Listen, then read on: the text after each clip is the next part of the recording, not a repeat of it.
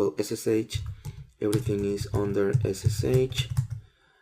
Here you have everything. SSHD is to get access. SSHD, sorry. SSHD is to get access to your own SSHD configuration, and SSH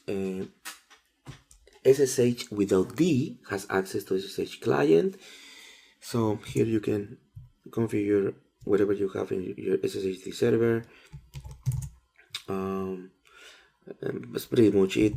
The way you test it is just obviously to do SSH localhost, and it says refused because if you remember, we don't have SSHD running, so we do again a service SSH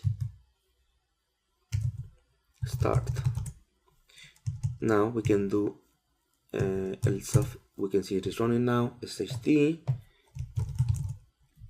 and finally we do SSH to localhost, and we should receive this kind of response like, hey, this is a new host, do you want to add it?